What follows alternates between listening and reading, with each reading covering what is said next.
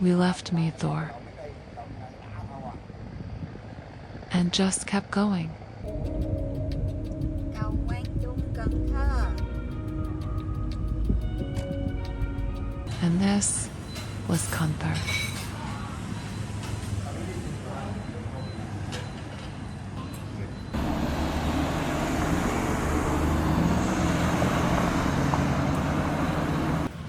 We stopped for dinner.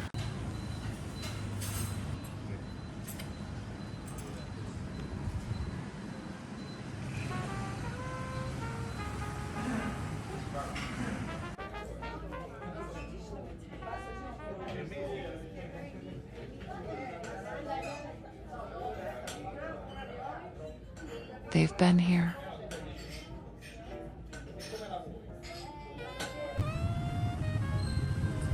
Since 1965.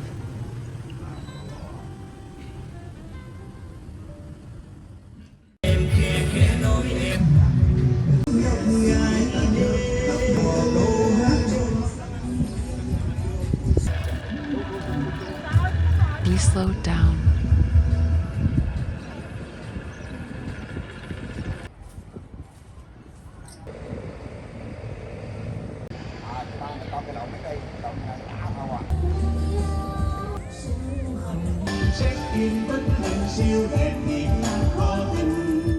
We didn't plan this.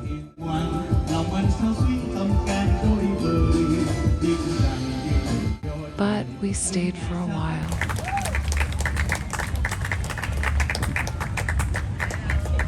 Thay mặt ban tổ chức Ngày thơ Việt Nam, xin cảm ơn ca sĩ Hoàng Châu và ca sĩ Phương Nguyên đã trình bày tác phẩm Một thoáng Tây Đô của nhạc sĩ Thế Lâm. A few hours later, we were back on the river.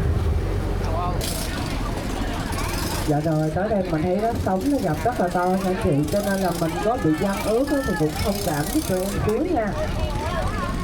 Bây giờ mình thấy giúp em trời nó chưa có sáng hẳn nè. Ăn sáng nhiều ngắm chợ sao gia đình á. Rồi mình lưu ý giúp em là cái này tụi em dặn rất là không chịu trách nhiệm nha chị.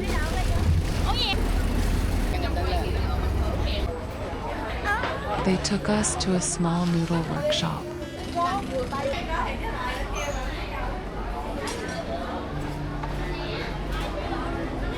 Everything was still made by hand.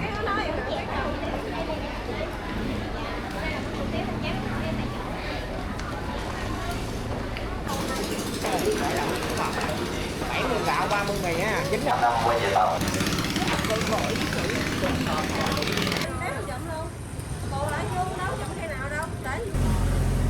Breakfast right on the river.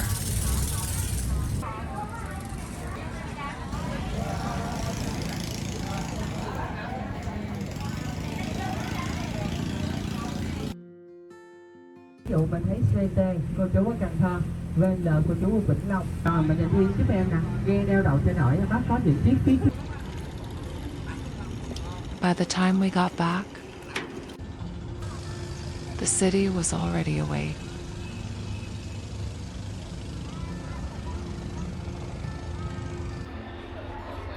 We made one last stop before leaving Can Tho.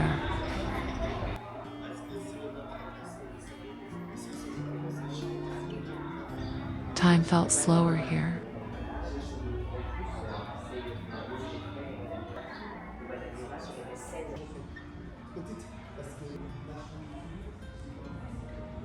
Next stop,